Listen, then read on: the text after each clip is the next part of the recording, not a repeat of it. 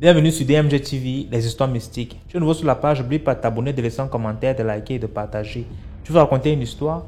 Il y a un numéro à l'écran là sur le plus 237 655 81 90 17. Envoie ton histoire et on va jouer ici sur YouTube, Facebook et TikTok. On poste tous les jours sur YouTube à 12h00. La chaîne YouTube c'est DMG TV. Et la deuxième chaîne YouTube c'est DMG TV, histoire mystique exclusive, où on poste tous les 15h00 heure du Cameroun des histoires exclusives. Voilà, je vous invite à vous abonner partout, Facebook, YouTube, TikTok pour nous suivre. Et voilà, on fait le direct tous les mercredis et vendredis à 20h00 sur TikTok qui est toujours DMG TV. Écoutez attentivement s'il vous plaît. Laissez des likes, commentez, partagez. Je sais, j'ai fait la même introduction tout le temps, oui, mais c'est ça. Laissez des likes, partagez, commentez. Ce qu'on fait, c'est pour sensibiliser. Ça ne coûte rien de nous donner un peu de force avec juste un like. Voilà, merci beaucoup. Écoutons la première histoire. Bonjour DMG, j'espère que tu vas bien. Ça fait longtemps que je t'écoute et je n'ai jamais eu le courage de raconter mon histoire. Alors, je vous envoie ce voix aujourd'hui parce que ça fait très longtemps que je vous écoute et franchement, je dis merci pour le concept. Merci pour tout ce que vous faites pour nous parce que à travers votre chaîne, nous sommes sensibilisés.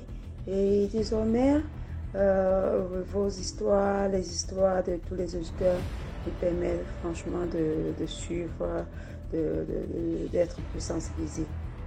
Alors, mon histoire, c'est quand j'étais tout petite, mon père, parce que j'étais au village, et mon père, il est allé au champ, il a coupé le bananier.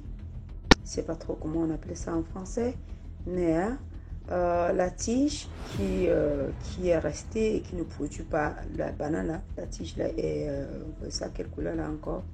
La couleur violette.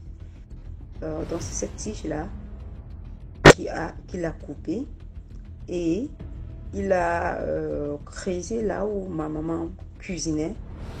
Il a envoyé loin. Donc il a creusé la cendre. Tu vois les 3 foyers au village, là quand j'arrive au village, les mamans ont 3 cailloux et au milieu, elles mettent souvent le feu du bois et à partir de ça, elles peuvent cuisiner. Alors mon papa, alors, là où ma maman cuisinait, il est venu et il a creusé cette cendre-là, creusé vraiment en profondeur. Ma maman n'était pas là, mais j'étais tout petit, je devais avoir environ 8 ou 9 ans.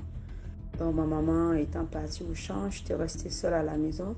Et mon papa, comme il ne vivait pas avec nous, il était juste de passage. Et mon papa, donc, il a profité, je l'ai même aidé à faire tout ce qu'il avait besoin de faire. Il a donc creusé ce foyer et il a introduit la tige du bananier. Je répète bien, tu sais, quand la banane est arrivé à maturité, tu coupes la banane pour pouvoir consommer. Alors quand tu coupes la banane, il y a un tige qui te permet d'arrêter, de tenir la banane. Donc une tige étant pour moi, c'est donc cette tige là que mon papa a donc coupé, il a envoyé ça au sol, bon, dans le foyer sur lequel ma maman préparait. Il a donc envoyé ça là-bas, il a refermé. Donc quand ma maman est arrivée, elle ne savait pas ce qui s'était passé. Et moi aussi, je ne sais pas. C'est comme si ma mémoire s'était effacée. Je n'ai pas pu lui dire ce que mon papa avait fait à son absence. Alors, quelques temps après, je pense que ça devait être environ une semaine ou 2 semaines, mon grand frère est mort d'un accident de voiture et il a été brûlé. Jusqu'aujourd'hui, on n'a jamais vu son corps parce qu'il avait été reçu ensemble. C'est plus tard qu'on remonte l'histoire, on remonte des choses, on se rend compte que, en fait, ce que mon papa avait creusé, c'était un fétiche qu'il faisait. Et puis, il avait certainement programmé une mort et quelqu'un devait mourir par par le feu. Donc, c'est la mort qu'il avait choisie pour une personne. Je ne sais pas si c'était forcément mon frère ou ma mère. Mais ce qui est sûr, c'est que le jour où mon frère avait décidé c'est ma mère qui devait voyager. Et ce jour, ma mère a dit, non, elle ne se sent pas bien, elle ne peut pas voyager.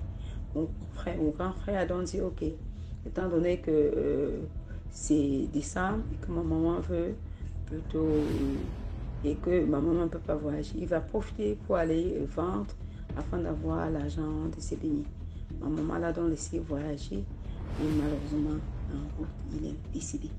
Il est brûlé donc jusqu'aujourd'hui. Il a été brûlé jusqu'aujourd'hui. On n'a jamais vu son corps. Donc c'est plus tard qu'en remontant les faits, on s'est rendu compte que le fétiche que mon papa avait créé, c'était exactement pour pouvoir livrer quelqu'un dans la sorcellerie. Donc c'était ça mon histoire. Malheureusement, mon papa, il est plus aujourd'hui et voilà ce qui s'était passé.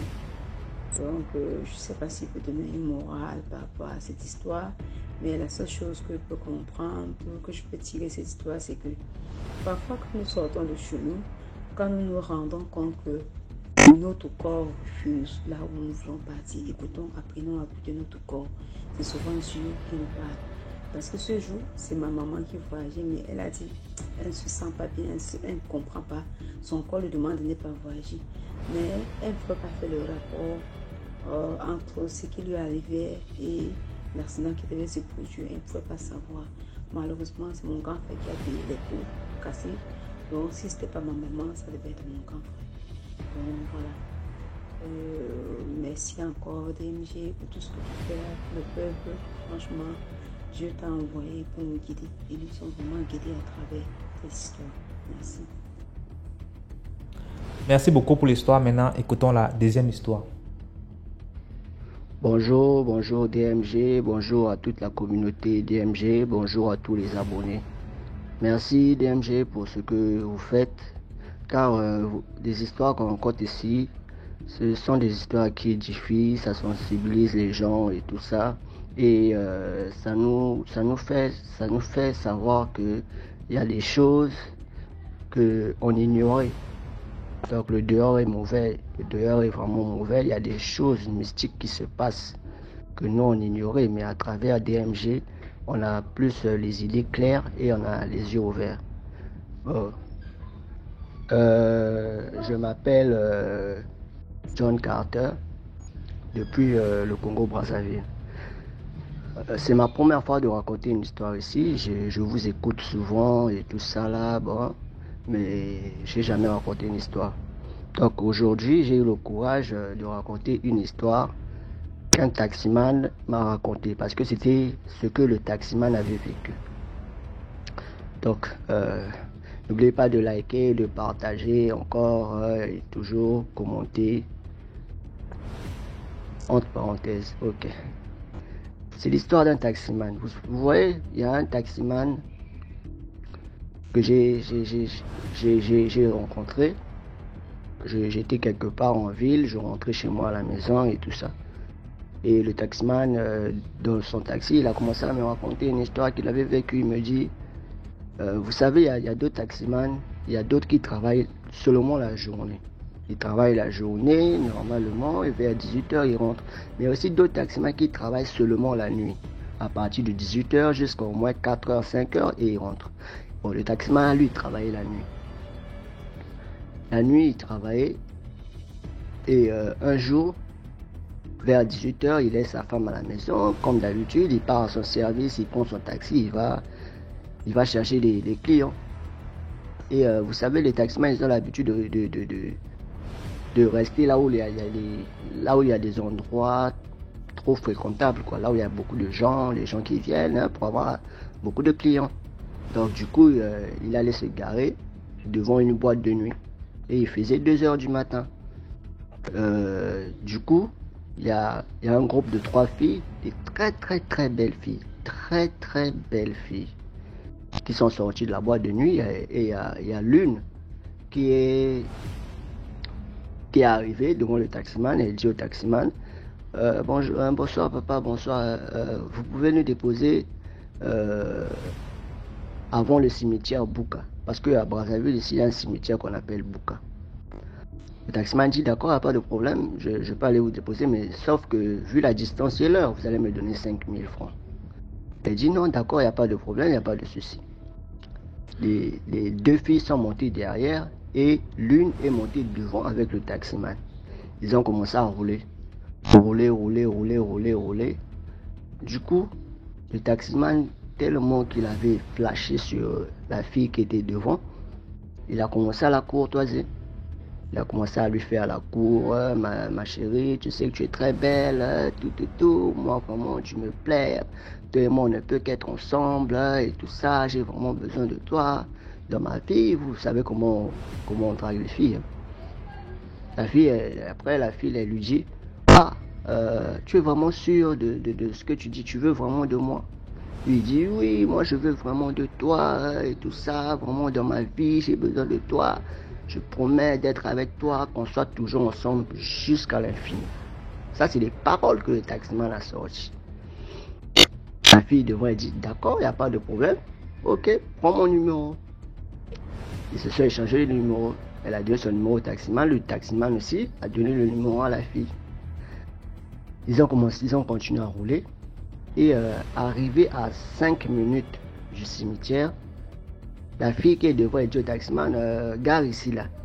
Gare ici, laisse-moi ici. Et mes deux copines qui sont derrière, tu vas les avancer devant le cimetière.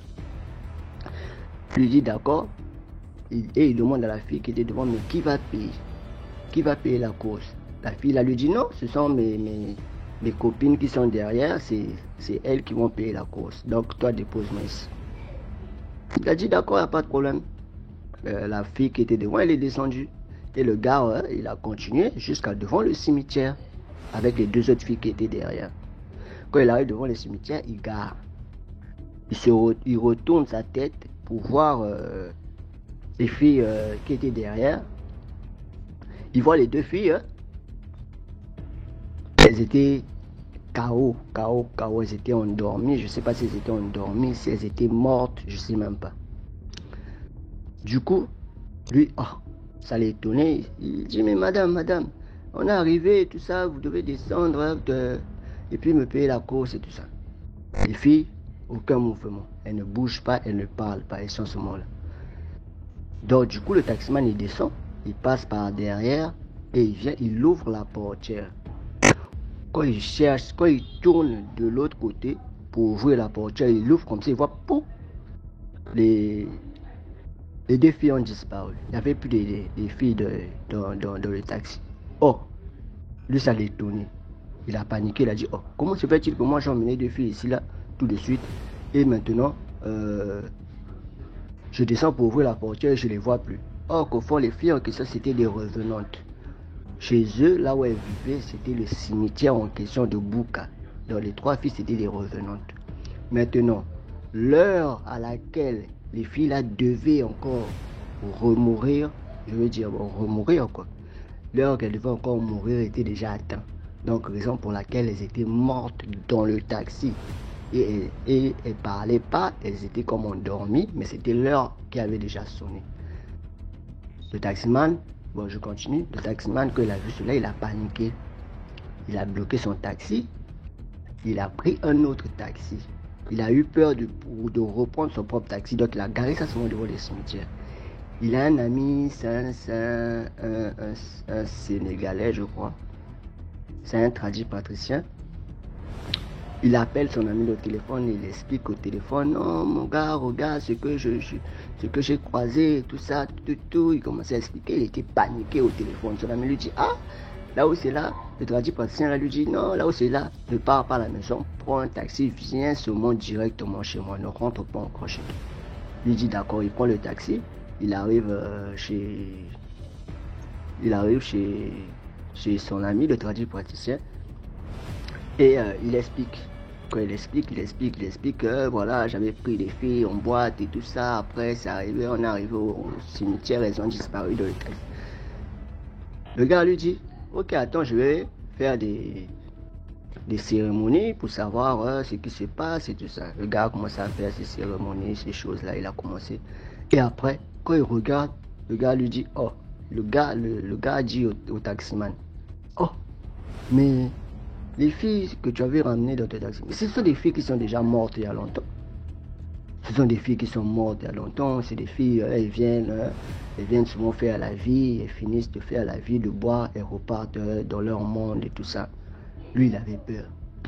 Du coup, le taximan dit encore à l'autre, il lui dit, ah, au fait, il y a une fille là que moi j'ai draguée. Entre elles, il y avait une là qui m'avait plu, j'ai dragué, tout. Je lui ai passé mon numéro, elle m'a passé son numéro et tout ça. Donc je l'ai courtoisé, je lui ai dit, elle et moi c'est pour la vie et tout ça. Et elle-même, elle a dit, bon, comme c'est pour la vie, ah, d'accord, toi et moi ça sera pour la vie. Donc je ne savais même pas que c'était des revenantes. Le gars lui dit, ah, là-haut c'est là, tu viens déjà de tisser un lien. Tu as créé un lien avec une revenante. Du coup, la SIM que tu as passé le numéro à la fille, là, tu dois casser la SIM là. Tu dois plus utiliser la SIM là. Cherche une autre SIM, tu remplaces pour qu'elle puisse pas t'appeler. Après le gars a dit bon d'accord, tu peux partir, je vais voir ce que je peux faire. Directement, le taximan s'est sorti, il a pris encore un autre taxi, il a pris le déplacement, il est rentré chez lui à la maison vers 4 heures. Et il n'a rien dit à sa femme. Sa femme me demande, oh, mais où est ta voiture, où est le taxi et tout ça? Oh non, j'ai garé ça au lavage là-bas, au garage là-bas. Ça va dormir là-bas aujourd'hui. La femme, d'accord, il n'y a pas de problème. Ils sont rentrés, ils ont dormi. Le lendemain, comme d'habitude, le gars devait aller travailler. Vers 18h, il devait aller travailler. Au lieu maintenant de casser la SIM que le praticien lui avait dit de casser, lui, il a pris la SIM en question, il l'a enlevé dans ce téléphone. Il est parti cacher ça dans ses affaires. Il a pris maintenant une deuxième SIM, il l'a mis dans son téléphone et il est sorti, il est parti travailler. Quand il part travailler, il avait des clients, c'était la nuit. Il avait d'autres clients, il travaillait. Et après, c'est un numéro l'appelle, un numéro inconnu qui l'appelle. C'est la voix de la fille qui était devant, que lui, il avait dragué. La fille lui dit, allô, bonsoir chérie, comment tu vas? Bon, tu connais là où tu nous avais déposé hier, non? Au cimetière de Bukala. Bon, nous on est déjà prêtes, hein? Viens nous chercher, tu vas aller nous déposer en boîte de nuit. Et le gars, il a paniqué. Oh, ça c'est quoi vraiment? Ça c'est quelque... Il a paniqué. Non, laisse-moi tranquille, je ne veux pas. Arrête de m'appeler, je ne veux pas. Et bon, il a raccroché, il a éteint le téléphone. Il est parti, il a déposé ses clients comme il avait des clients. Il avait maintenant peur, il ne savait plus quoi faire. Il a éteint le téléphone. Il a arrêté de fonctionner, il roulait. Vers 4 heures du matin, le même numéro lui rappelle. Mais pourtant, son téléphone était éteint. Mais le téléphone a sonné. C'est la fille, la revenante là qui lui rappelle encore. Il lui dit, ah, mais moi je t'avais appelé, j'étais devenu nous chercher pour aller nous déposer. Devenu nous chercher à la maison là où tu nous avais laissé hier, comme ça tu vas aller nous déposer en boîte, mais tu n'es pas venu, peut-être que tu t'es occupé, bon c'est pas grave, mais là on a déjà fini en boîte de nuit, viens nous chercher à la boîte de nuit, comme ça tu vas nous raccompagner à la maison, au cimetière là-bas. Et le gars a paniqué, il commençait à pleurer, il commençait à délirer de fou.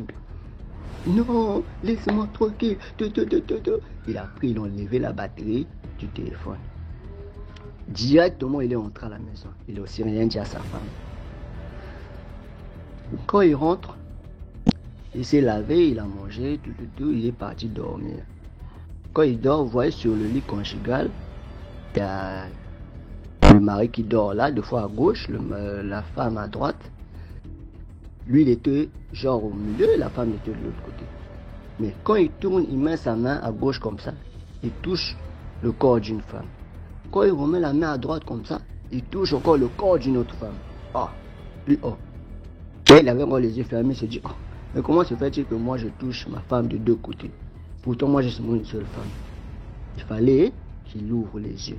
Quand il ouvre les yeux, il voit maintenant la revenante en question qui était à sa gauche. Elle était en train de dormir avec lui. Hey! Il a crié directement.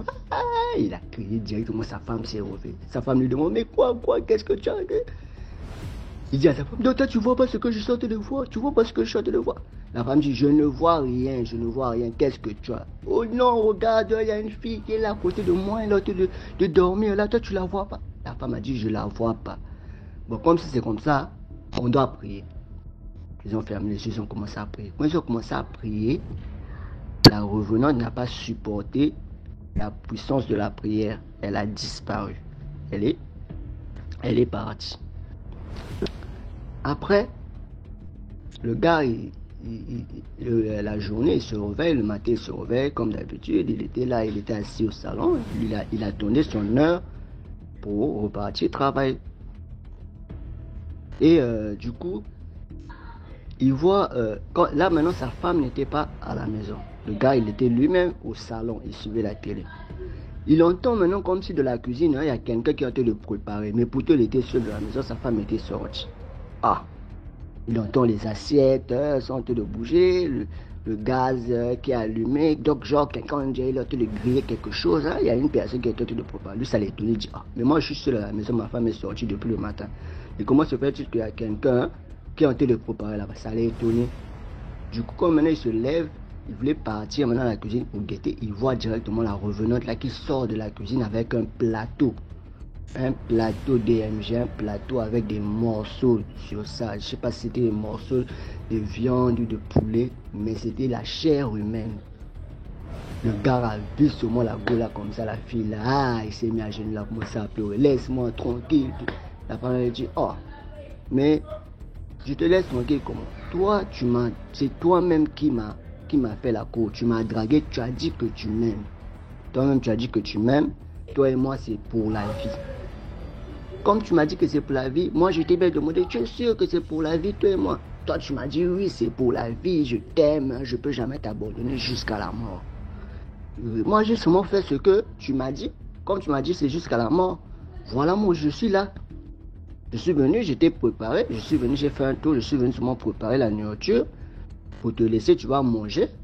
Je vais moi repartir, on va se voir tout à l'heure. Le gars a paniqué, laisse-moi tranquille, je t'en prie, s'il te plaît, laisse-moi. La femme a pris le plateau, la revenante a pris le plateau, elle a déposé sur la table, tchou, elle a disparu. Le gars a eu peur, il rappelle maintenant son ami, le tradipatricien. Il le rappelle. Il explique maintenant au gars. Non, regarde, comme ceci, cela et tout ça. Il explique. Non, la revenante, là, est venue chez moi. Elle est venue me faire un plat et tout ça. Elle m'a dit qu'elle et moi, c'est pour la vie. Le gars lui demande, oh, mais la SIM que je t'avais donnée là. La SIM que tu avais donné le numéro là. Je t'avais dit de casser ça. Est-ce que tu as cassé la SIM en question? Lui dit oui, il ment à son ami là. Il dit lui, j'ai cassé la SIM là même. Hein. J'ai une nouvelle SIM, j'ai un nouveau numéro que j'ai mis. Mais du coup, elle fait que me rappeler par ce numéro en question. Je ne sais même pas comment elle a eu encore mon deuxième numéro. Le gars lui dit ah, le lien que tu viens de tisser est trop fort. Bon, moi je peux rien faire pour toi parce que toi tu es chrétien, moi je suis musulman. Donc va chercher vos pasteurs, vos prêtres chrétiens. Comme ça, il va essayer de voir ce qu'il pourra faire. Le gars, du coup, il fuit à l'église. Il part à l'église, il rentre en courant à l'église. Hein. C'était une église catholique. Il va voir le prêtre. Il dit au prêtre, non, voilà. Il explique au prêtre. Il explique au prêtre. Le prêtre dit, bon, d'accord, comme si c'est comme ça. Tu t'es allé les déposer. Oh non, j'étais allé les déposer au cimetière de Bouka et tout ça là. Le prêtre lui dit d'accord, il n'y a pas de problème. Reviens à minuit. Le gars aussi est reparti. Minuit, le gars revient. Là, il n'était pas parti au travail. Il n'était pas parti travailler tellement que ça le dépassait. Le gars, il revient voir le prêtre. Le prêtre lui a dit paye des bougies, paye des encens, tu payes les bougies, tu payes des choulailles, tu payes des œufs. Tu ramènes ça. Tout ça, il a emmené ça maintenant à minuit chez le prêtre.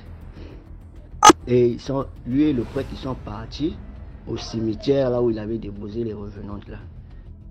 Ils sont rentrés. Le prêtre lui dit, bon, là, t'es qu'on est de partir. Si tu vois la tombe de la revenante en question, parce que sur les tombes, vous savez, sur les tombes, on met souvent les photos, les photos des gens qui sont décédés en question. Il dit, si tu vois le visage de la femme en question, tu me dis. Parce que c'est sur sa tombe qu'on va faire les cérémonies. Il rentre au cimetière, jusqu'au milieu du cimetière, il aperçoit maintenant la tombe en question, la photo de la femme, de la revenante en question. Il dit, non, le prêtre, c'est ça, la tombe de la femme là, elle est là, c'est elle qui vient souvent chez moi. Le prêtre a dit, bon, d'accord, Ils ont commencé à faire des cérémonies. Le prêtre lui a dit, allonge-toi sur la tombe. Il s'est allongé sur la tombe. Il a enlevé les habits, il s'est allongé sur la tombe. Le prêtre a cassé les œufs, tout. Il a commencé à faire ses cérémonies, des trucs comme ça. Hein. Il a commencé à parler. Il a dit au gars là-bas, toi parle, renonce aux paroles, hein. Annule les paroles que tu l'avais dit. Le gars aussi le taximan a commencé à annuler les paroles. Il dit non, ce que j'avais dit, je retire mes paroles, je veux pas de toi. Il a parlé, il a retiré ses paroles. Jusqu'à ils ont fini au moins à 3h du matin. Ils sont sortis, ils sont repartis. Et quand ils sont repartis, du coup, directement, le prêtre lui dit, il y a une cime là-bas. Le lien que tu as tissé là, c'est à travers cette cime. Tant que la cime en question n'est pas détruite, elle sera toujours là. Donc, du coup, pars à la maison, casse la cime là pour qu'elle ne revienne plus. Le gars, du coup, dès qu'il revient directement à la maison, il prend la cime, il casse la cime. Quand il casse la cime, la femme, la revenante en question, ne revenait plus. Elle ne venait plus hanter le taximan. Elle ne revenait plus, les cérémonies ont arrêté tout ça, ça a bloqué l'issue, tout. Or, qu'au fond, la femme en question, c'était pour elle une revenante, elle était déjà morte. Il y a longtemps. Donc, il y a des revenantes qui viennent faire la vie, elles sont là, elles viennent boire, manger, danser. Après, elles repartent au cimetière, là où elles sont mortes. Donc, c'est comme ça, il y a du mauvais dans la rue, surtout la nuit, surtout dans les boîtes de nuit. La morale sur cette histoire, c'est que je vais parler surtout à mes frères et sœurs. C'est pas n'importe quelle fille qu'on peut aimer. C'est pas n'importe quelle fille.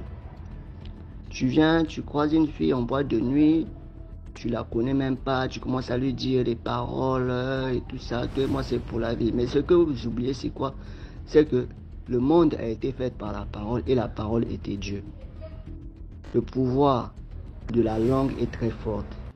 Parce que la mort et la vie est au pouvoir de la langue. Quand tu dis une chose, on a dit que quand tu dis une chose par la foi, elle s'accomplira. Mais toi déjà, tel que tu sors déjà ce que tu vas te le dire, elle ne peut que s'accomplir parce que la parole a une puissance d'accomplissement, surtout si tu as la foi. Donc le fait que tu dis à la femme, je t'aime pour toute la vie, toi et moi c'est jusqu'à la mort, c'est comme, comment je peux dire, tu es en train de signer un pacte, un contrat avec la personne dont tu te parles. Donc, il faut éviter, on n'aime pas toutes les femmes comme ça, demandez dans vos prières à Dieu de vous orienter, et surtout, ceux qui sont mariés, tu as laissé ta femme à la maison, tu vas aller draguer une autre femme en boîte de nuit et tout ça, mais que ce moment ça nous serve de leçon. Moi-même aussi, ça m'a vraiment touché, ça m'a beaucoup édifié. Donc, j'ai pas voulu garder ça pour moi seul. Du coup, j'ai aimé partager ça avec tout le monde. Je vais revenir avec une seconde histoire. Mais l'histoire en question, ça sera à couper le souffle. Moi, c'est que des faits réels. C'est des histoires que je raconte, ce sont des choses qui se sont vraiment passées. Bon, je vous dis encore merci pour tout ce que vous faites. Merci à DMG, merci à tous les abonnés, merci à tout le monde. N'oubliez pas de liker, de partager, de commenter. Et bye, au revoir. Merci beaucoup pour l'histoire. Maintenant, écoutons la troisième histoire.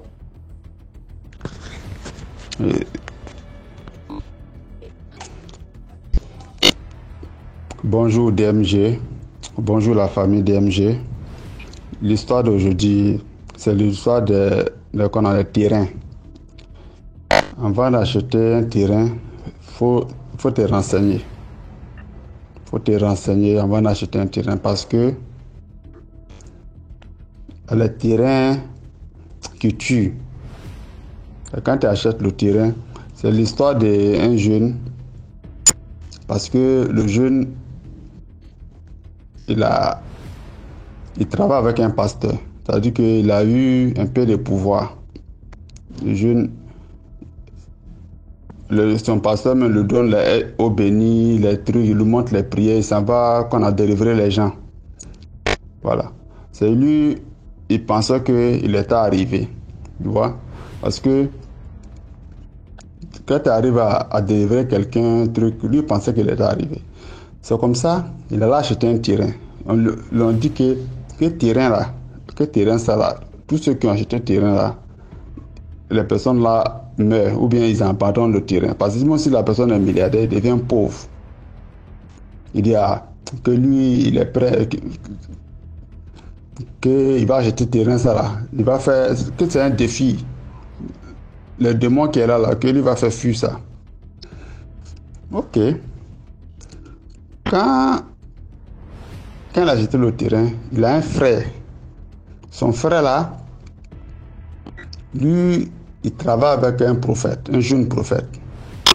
C'est là le jeune prophète là, son frère, le jeune prophète qui travaille son frère là, a dit à son frère là, que ton frère a acheté un terrain qu'il ne devrait pas acheter. Mais il faut dire à ton frère, de ne pas arriver là-bas. Il n'a qu'à laisser le terrain là, qu'il y a les sacrifices à faire d'abord. Il y a des trucs à faire avant que... Il y a les prières à faire avant qu'il commence à construire sur le terrain. Son frère l'a appelé, son frère l'a expliqué. Mais comme c'est quelqu'un, il s'est dit que lui il est déjà arrivé, il a un petit pouvoir. Il n'a pas écouté. Non, il les a écoutés, pardon, excusez-moi, il les a écoutés. Quand le jeune prophète est venu avec son frère, ils sont partis sur les lieux. Quand ils sont partis sur les lieux, ils ont commencé à prier. Le jeune a dit que le jeune prophète, lui, il a un problème. Il ne parle pas, mais il attend. Il sait écrire.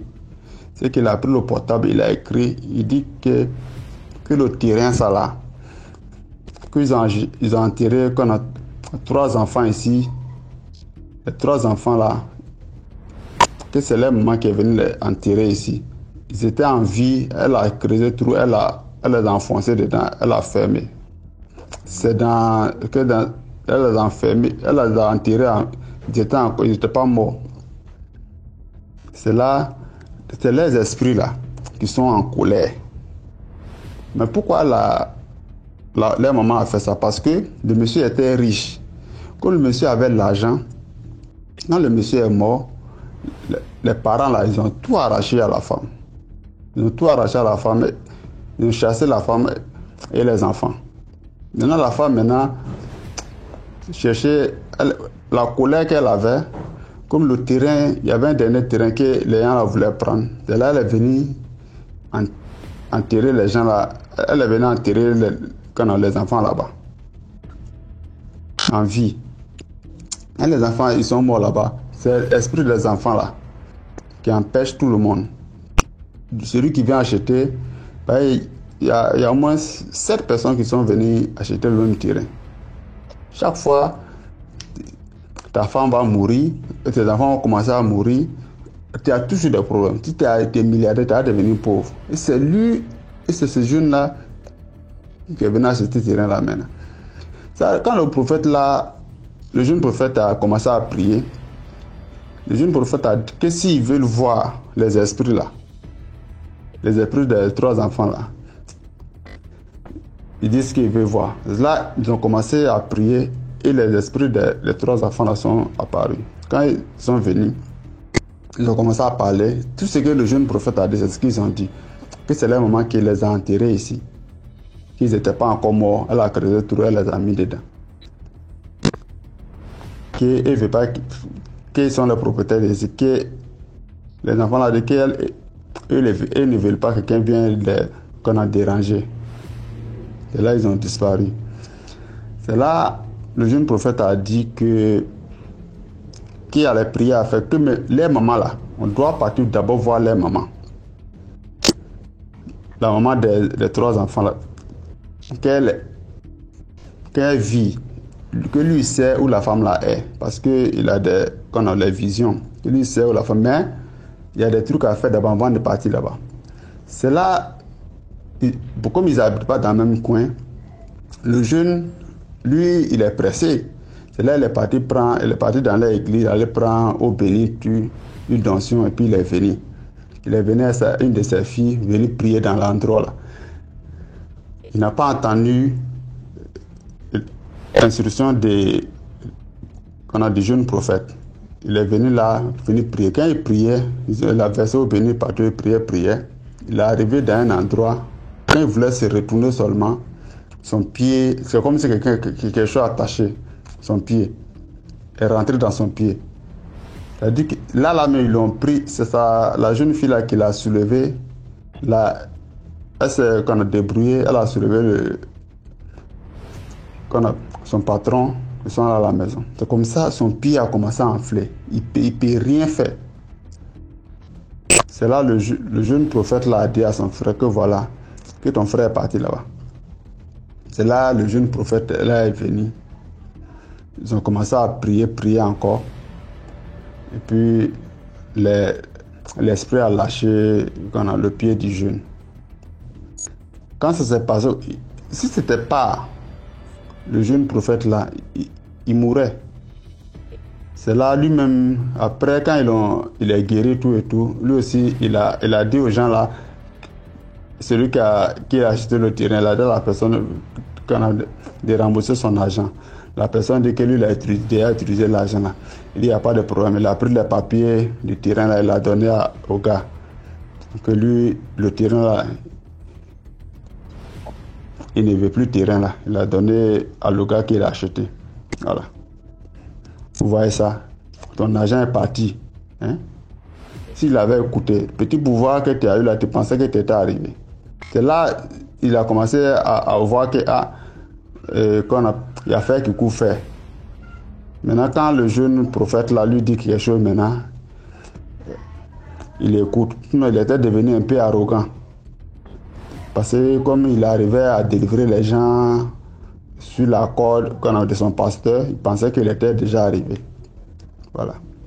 C'était l'histoire d'aujourd'hui. Likez, partagez. Au revoir. Merci beaucoup pour l'histoire. Là, écoutons la 4e histoire. Bonsoir les gars, j'espère que ça va bien. Bonsoir DMG TV, bonsoir la famille, j'espère que ça va bien. Voilà. C'est encore moi pour raconter la 2e histoire.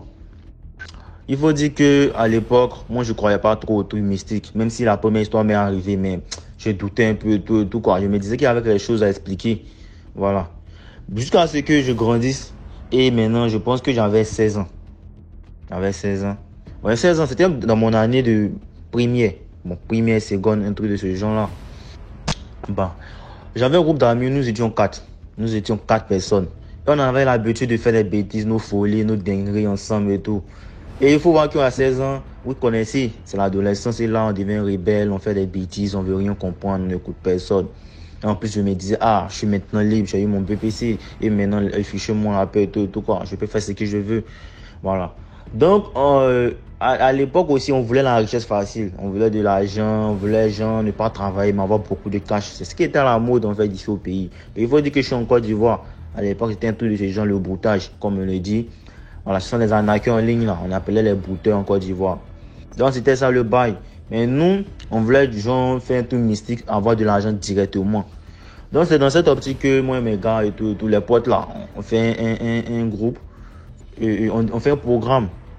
Et on s'est dit, bon, tel vendredi, on ira dans tel coin. Il y avait l'un de nos potes dans le groupe de 4 qui connaissait quelqu'un dans sa ville natale. Lui, il était de Jacquesville. Jacquesville, c'est une ville aussi au bord de la mer où il y a beaucoup de trucs mystiques qui se passent, où il y a beaucoup de revenus mystiques en fait. Les gens témoignent de là-bas en fait. Voilà. Donc on avait décidé effectivement d'aller là-bas. Et on avait tout le monde avait apprêté comment on allait aller, on avait tout prévu. Chacun avait prévu la somme pour le déplacement, pour la nourriture, pour gérer les autres trucs. Et moi, comme j'étais prévoyant, une semaine avant, j'ai dit à ma mère, tel vendredi, moi avec mes potes, on ira dans une résidence à Bassam. Je ne voulais pas lui dire qu'on partage, je voulais dire à Bassam, mais maman est tellement compliquée. Vous connaissez le problème des femmes africaines. Non, à ce moment aussi, il faut dire qu'il y avait une histoire où il y avait un jeune qui avait été assassiné dans une résidence par ses potes. Donc ça a coïncidé en même temps, ce qui a gâché mon programme. Donc quand le vendredi arrive et tout, mes potes, on est tranquille. Moi, j'ai fini le cours, je viens, je rentre à la maison rapidement, je me change. Maman était déjà là. Elle avait l'habitude de finir le travail à 17h, mais ce jour-là, elle était là déjà là à 16h. Quand je rentre, je me change rapidement. J'ai dit, ah maman, je t'avais dit que tel vendredi, je devais aller des potes dans tel coin. Elle commence à me faire sauter l'histoire. Non, tu vois, comme ça, c'est pas bon. Tout ça, ils ont assassiné quelqu'un il n'y a pas longtemps. Bah, moi, je voulais rien comprendre. Moi, j'avais déjà fait mon programme, c'était du fun. Et puis, on avait aussi prévu une petite résidence là-bas. On allait avoir des meufs, la nourriture, tout le délire, quoi. Donc, moi, je ne voulais pas rater la partie. C'est là que mes gars m'appelaient aussi. Viens, c'est comme on t'attend. Ils me mettaient la pression. Donc, j'attends. Dès que ma mère se lève, elle rentre dans la chambre, je couche, je prends mes affaires, mon sac à dos, mes affaires dedans. Je bouge. C'est comme ça que moi et mes potes, on a fugué. Parce que moi, nous quatre, on avait fugué, hein, puis il y avait l'un de nos potes, ses parents étaient très riches, très bourgeois, et ses parents étaient toujours en déplacement, ils n'étaient pas là. Maintenant, l'autre aussi, il a fui la ligne de sa maman, il y avait un autre aussi, bon, lui, il ne connaît pas son histoire. Nous tous, on avait fugué, en fait, on avait fugué. Là, on s'en va en ville, on fait ce qu'il y avait à faire. On est allé, on devait acheter le poulet noir, tout, les trucs qu'on a acheté pour faire le rituel, quoi. On a donné de l'argent, on a tout acheté, on a donné. Et le gars nous, et qu'on a donné, le gars nous dit revenez plus tard. On était allé le matin. Il nous a dit de revenir demain plus tôt. Il nous dit de revenir demain. Donc, dans ça, on dit pas de problème. Quand on sort de là, on s'en se laver dans la mer.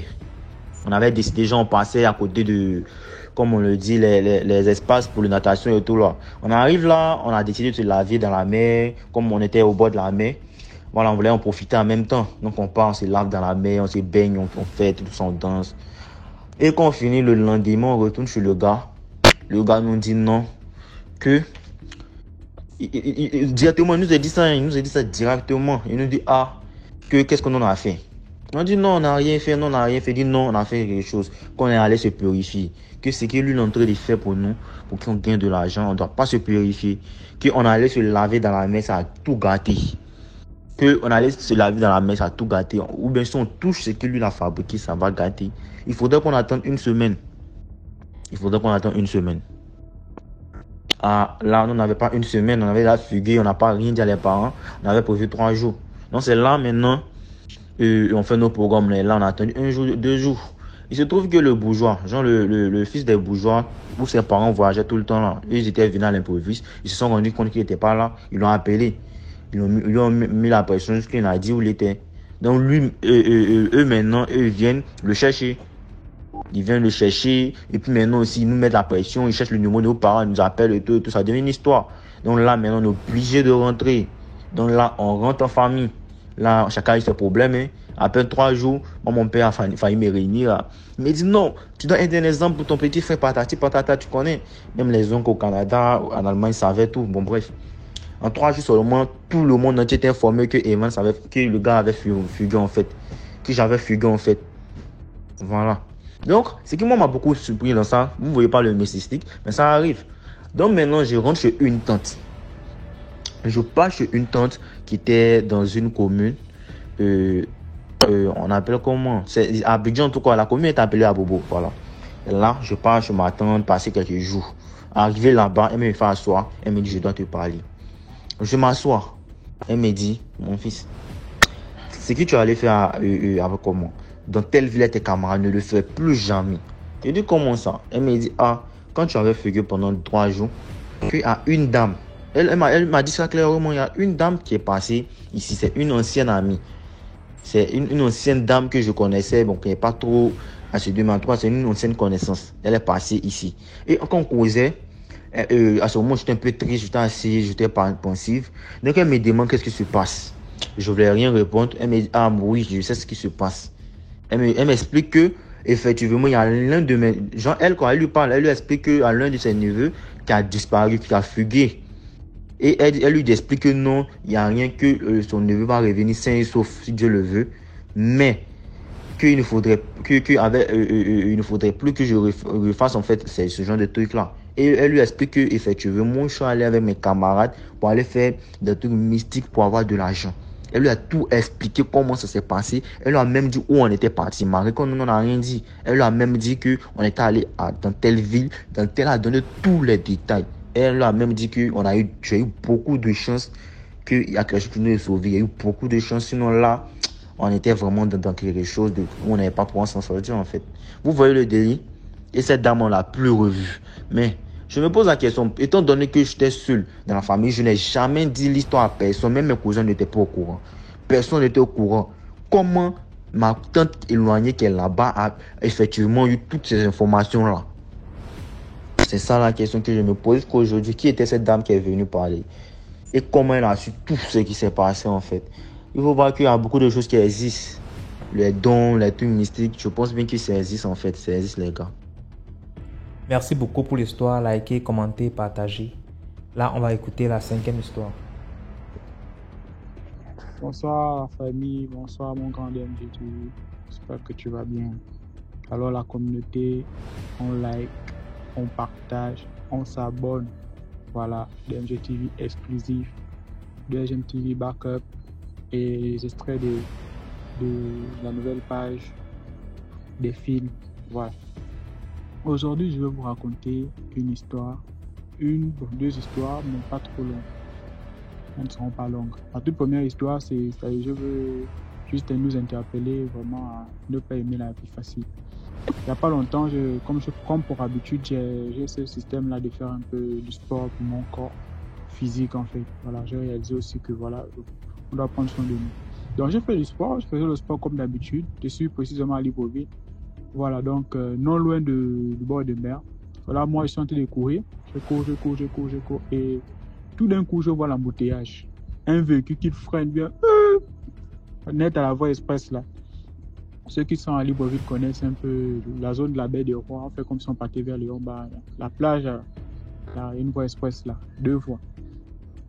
On entend seulement oh, qu'est-ce qui se passe là? Moi j'arrête, j'enlève le casque que j'ai. Et je vois là, les gens interviennent, ils viennent pour venir ouvrir la portière. Elle a garé en pleine route au centre là. Voilà comment nous tous on vient là. Moi j'étais de l'autre côté, DMG TV, les choses qu'on écoute souvent là-bas comme ça, les transferts des démons, machin. Pardon, je vais d'abord observer de l'un pour voir ce qui se passe. Donc voilà les gars, les véhicules qui étaient à l'arrière du véhicule, qui suivaient le véhicule en question. Voilà comment ils sont venus ouvrir pour savoir qu'est-ce qui se passe. On voit dès qu'ils ont ouvert comme ça, la dit non, c'est pas moi, non, elle pète le câble, papa. Oh, le Wanda. Comme dit la communauté gabonaise, les bandits là, comme ils disent, je te dis. Oh, on te dit qu'elle commence à péter les câbles. Oh, non. Et quand on a ouvert la portière, la dame est sortie là, a commencé à crier dessus, à se crier dessus, quoi. Oh non, je ne veux plus. On ne sait pas ce qui s'est passé dans la voiture. Tu sens vraiment que leur chose là, parce que c'était pas n'importe quel gars. C'est une belle dame, hein. Regarde la belle voiture, hein, machin. Elle craque. Et il y avait 2 hommes à l'intérieur, un à sa gauche, côté chauffeur, un côté passager et l'autre derrière. Oh, quand on a vu ça comme ça que vous savez au Gabon, le Gabonais a un manque de patience. Donc quand il a vu comme ça là, automatiquement ceux qui étaient par l'arrière là-bas ne cherchent même pas à savoir qu'est-ce qui se passe. Ils ont dit pardon ma chérie, nous on veut passer, les gars, enlève ta voiture du machin, on veut passer ma chérie. Ah, moi je continue ma route. Bon, c'est pas l'histoire que je veux raconter, c'est juste pour nous dire aussi que la vie facile n'est pas bien. Voilà une dame comme ça, la belle. Voilà, elle décide de péter les câbles, on ne sait pas ce qui se passe, mais moi je sais que, vu les histoires que nous vivons ici, là, je sais ce que c'est. On peut plus ou moins tirer une conclusion. Voilà, maintenant, l'histoire que moi je veux raconter, c'est maintenant, c'est l'histoire de l'infidèle. Donc, une femme infidèle. Ça s'est passé dans mon quartier. Précisément, en tout cas, je vais préciser, ça s'est passé dans mon quartier. Je veux respecter les principes de la communauté, comme on avait dit, ne pas citer les trucs. Je vais nommer la dame en question, Bernadette, et le monsieur Edouard. Edouard a constaté que Bernadette, en tout cas, c'est un couple camerounais, voilà, qui vivent au Gabon. Et voilà donc, Edouard est taximan et Bernadette, elle fait du commerce, elle vend un peu de tout. Et bizarrement, à cause du commerce qu'elle fait, elle est un peu bon. Je peux dire que la plupart elle a la clientèle et tout ça là, donc que ce soit des Gabonais, que ce soit en tout cas n'importe groupe ethnique, n'importe quelle nationalité. En tout cas, elle est connue dans le quartier, vraiment connue. C'est-à-dire que ses affaires marchent et tout, donc c'est ce qui fait en sorte qu'elle est beaucoup plus en lumière. Ça veut dire que beaucoup les gens aussi convoitent. Et comme ça ne suffisait pas, elle aussi un beau corps. Gros, vous voyez les grandes dames là, le gros derrière, le gros machin. Donc tu vois que ça là, ça ne peut pas passer inaperçu. Donc, et parfois même quand tu vois, même quand elle sait, même tu vois, elle fait semblant parfois de bousculer le corps, machin, Vraiment, les femmes, Seigneur, c'est vous. Elle bouscule le corps là un peu comme chez nous, elle tape les malons, ça dit jouer les blazes. Elle fait les trucs. Une grande, elles sont des grands. Hein. Et c'est comme ça qu'il y a un gars qui lui a tapé, dans l'œil. Donc c'est comme ça qu'il y a un gars qui a commencé à cotiser la dame, ils ont cotisé. Donc voilà. Elle finit par céder. Mais bizarrement, Edouard, quand il revient de ses activités, il constate que bon, l'attitude de madame, ce n'est plus pareil. Chacun connaît sa personne, chacun se connaît. Donc quand tu vois qu'il y a une anomalie, automatiquement, on sait que voilà, il y a quelque chose qui anguille sous roche. Le système d'attraction qu'il y avait au départ, ce n'est plus ça. Et DMG TV. Voilà comment le mari, il a fait comme mine. Bon, pour lui que quoi? Il rentre le soir fatigué, il a fait taximan et tout, la fatigue de ça et tout, voilà. Voilà, maintenant un jour, DMG, moi je ne sais pas où je revenais, je revenais du marché. Voilà, moi je suis en train de passer. Et comme pour aller chez moi, on descend, on passe par leur maison, je passe par leur maison, ils sont juste à la route. Donc, quand je passe comme ça, là, je vois la troupement, DMG. La troupement, j'ai dit, Moulé, ça c'est qu'elle a fait. Et bizarrement, quand je m'approche comme ça là pour voir, deviner quoi, je croise carrément Bernadette est bloquée avec un homme. Ils sont collés. Donc les gens cherchent à leur décoller. Ils sont dans le foyer conjugal. Hein. Ils sont collés. C'est pas comme a dit. Moi-même j'ai vu. C'est pas que c'est le mensonge. Vous pouvez, si vous voulez vous me croyez, ou si vous voulez me croyez pas. C'est pas qu'on a dit. Ils étaient collés. C'est-à-dire comme les faits. Il y a un film monsieur gabonais qui passait un moment là qu'on appelait les fesses de la tortue. Collé, la famille, collé. Et c'est comme ça que les gars ont tenté. Donc, puisque quand on veut leur bousculer pour la séparer, le boy crie, il a mal. Elle aussi, elle crie, la belle a mal. Qui va décoller ça? Qui va appeler le mari? Donc, c'est comme ça que les parents du monsieur, de l'amant, sont venus. Et les parents de la dame sont venus aussi. Et les parents du mari. Donc, c'est comme ça qu'ils ont commencé à dire non. Appelez Edouard, puisque c'est le mari de la dame. Donc, c'est comme ça que pendant qu'on appelle Edouard comme ça, il est en train de faire son taxi et tout. On dit allô, faut venir ici. Oh. Il dit je sais ce qui se passe. Je pensais avoir tout vu et tout entendu dans ce pays-là. Le Gabon là vraiment. Il dit je sais ce qui se passe. Ils sont collés non. Il a seulement dit ils sont collés non. On a dit oui. Faut venir. Non. Ça veut dire qu'il soupçonnait ça et puis il a fait ce truc. DMG, quand il est venu. Nous, on était devant la porte, nous, on était au bout parce qu'on ne pouvait pas rentrer. Moi, je ne pouvais pas rentrer. Je ne sais pas, peut-être que. On ne sait pas ce que. Nous autres, là, on a eu peur. Moi, c'est la première fois que j'ai fait un truc comme ça, là. Donc, DMG TV. Voilà comment le mari est venu. La zone où ils étaient collés, là, il a tapé juste aux fesses de sa femme. Tac, quand il tape comme ça, là, il se décolle. Quand il se décolle comme ça, l'autre là-bas, les parents de l'amant ont envie de protéger leur type.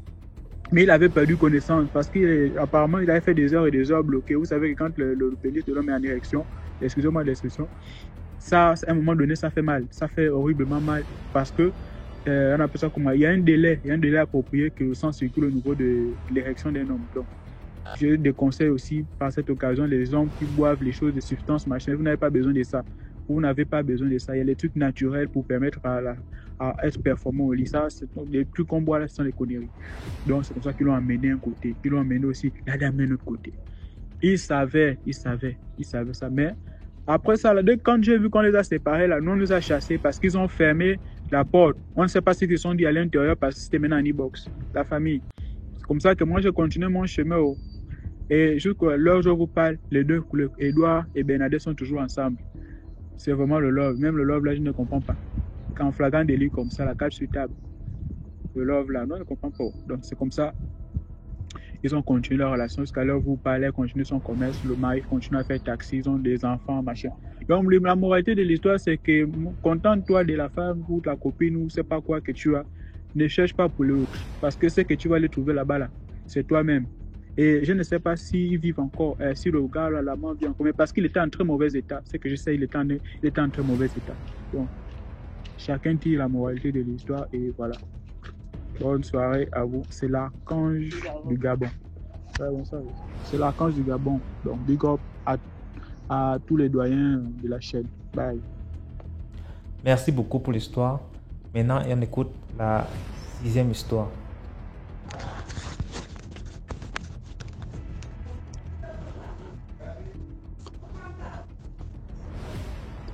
Bonjour DMG, bonjour la famille DMG. L'histoire d'aujourd'hui, c'est l'histoire d'un ritualiste.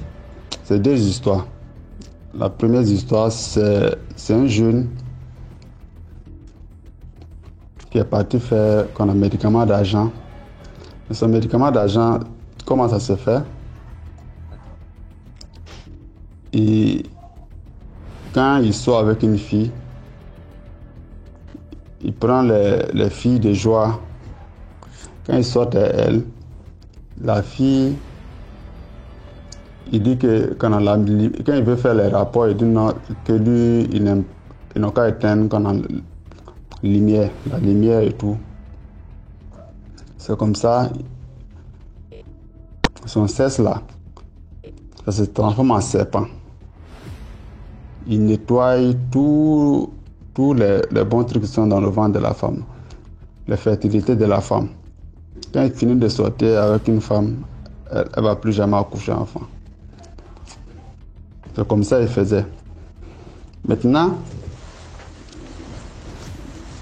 il avait quand sa copine.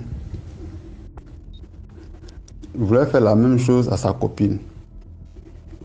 Parce que c'est les instructions de la personne qui a donné le truc là. Parce que le gars des médicaments, le féticheur, voilà. C'est les instructions du féticheur. Parce que comme il faisait à la fille de joie, le féticheur a dit qu'il doit faire ça à celui qu'il aime beaucoup. Et celle qu'il aime beaucoup, qu'il doit sortir elle aussi. Il doit faire le truc de serpent là. C'est là, un jour, il voulait faire ça à sa copine. Sa copine a su.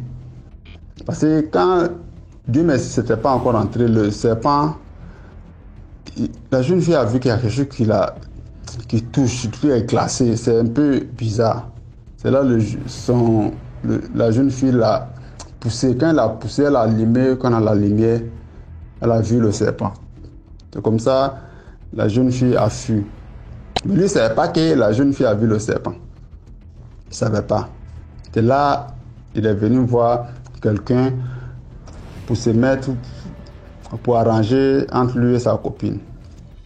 C'est là quand le gars a fait appel à sa copine, la copine est venue expliquer l'affaire au gars. Que sa pine là se transforme, que c'est pas pine qu'elle a, parce que c'est qu'on a serpent. C'est là quand il a commencé à le forcer, il a su qu'il a fui. Quand il a fui, où la bite n'est plus partie là-bas. C'est que quand il est parti, il a un petit, c'est dans la maison de son petit, il est parti maintenant. Une semaine après, son truc là s'est arrêté. C'est devenu long et arrêté. Ça ne descend plus. Il ne peut rien faire, il est couché seulement, le truc est en haut comme ça. C'est là il a fait appel à le même jeune là. Parce que sa copine doit le pardonner d'abord. Si sa copine ne le pardonne pas, il va mourir. C'est qu'il appelait la copine, elle ne venait pas. C'est qu'il a appelé le jeune qu'il est venu voir là, pour arranger entre lui et sa copine là. Quand ils ont fait appel, elle a fait appel au jeune. Le jeune est venu, il a pardonné le jeune d'appeler quand sa copine. Parce que quand le jeune a vu la situation, lui il est dépassé. Ils ont fait appel à sa copine. Sa copine est venue voir là, elle-même elle est dépassée aussi. C'est que par rapport à la jeune fille dit qu'il n'y a pas de problème, qu'elle le pardonne. Mais ils ne vont plus jamais se mettre ensemble. Et là, elle a demandé aux jeunes de l'aider. Il a demandé aux jeunes de l'aider. Le jeune dit, il va voir. Mais pour le moment, lui, il ne sait même pas ce qu'il va faire. Parce que une situation comme ça, là, que lui n'a jamais vu. Qu'est-ce qu'il est parti? Il a dit, où il est parti faire son médicament, là. Il est parti là-bas. Qu'il est parti là-bas, que le monsieur l'a dit qu'il ne peut pas l'aider. C'est là, une semaine après, le monsieur a cherché un pasteur. Le pasteur est venu. quand le pasteur a vu la situation, ils ont commencé à prier. Quand ils ont commencé à prier là, le féticheur là est sorti. Il a apparu comme ça. Commencé à... Qui va partir à lui? Que son jour est fini. C'est comme, tu vois comment il piège les gens? Il piège les gens. La condition était que personne ne doit voir. Personne ne doit être au courant que sa pine là qui transforme ça en serpent pour sortir, que personne ne doit être au courant. Comme la jeune fille a su là, et puis elle a vu, c'est qu'il doit mourir. C'est un piège. C'est un piège. Ceux qui ont fait les médicaments d'argent, le démon là, le diable là, il va toujours... Comment on peut dire à quelqu'un que personne ne doit être su que ton truc est serpent? C'est quand on priait, il dit que le féticheur a dit que le gars là est mort. C'est que ils ont prié. Et le jeune a demandé qu'il t'a donné marmite. Un petit canari qu'il t'a donné, que ça est où? Il a dit que ça est... C'est dans la cuisine que j'ai mis. Le pasteur est venu prendre ça. Allez prendre marmite là et... Ouais. Anglais, je suis fatigué. À cause de l'anglais là, je me trompe beaucoup, excusez-moi. Il est parti prendre un petit canari là pour venir. Il Il y a pain rouge au bord. Il y a beaucoup de trucs dedans comme ça. Il faut que... On doit prier sur ça. Il faut qu'on casse ça. Mais quand le pasteur priait, le féticheur a disparu. Le pasteur a dit que, comme c'est comme ça, qu'il va encercler le coin là, pour ne pas qu'on puisse faire du mal à le jeune, mais qu'il doit partir. Il a une montagne qui est prise là-bas, qu'il doit partir là-bas. Il doit aller prier. Dieu va lui donner instruction comment il faut faire. Mais qu'il ne faut pas, le jeune va s'inquiéter que le gars ne peut plus le tuer. Voilà. Il va faire une semaine de prière et jeûne. Une semaine de prière et de jeûne avant qu'il va venir et il va prier et le truc là va partir. Sa pine là va devenir comme normal. Voilà. Bon, le pasteur est parti. On attend la suite. Le pasteur est parti en tout cas. On attend la suite. Voilà. Quand demain ça va se terminer, je vais vous dire ça. Ok, likez, partagez. Au revoir. Merci pour l'histoire. Voilà, c'était tout pour aujourd'hui. J'espère que vous avez apprécié l'édition d'aujourd'hui. Abonnez-vous pour ne pas manquer la prochaine vidéo qui va être postée à 12h00 demain.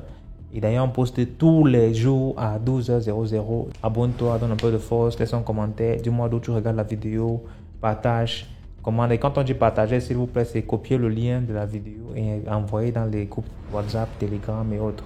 Merci, portez-vous bien. Rendez-vous demain pour une nouvelle vidéo.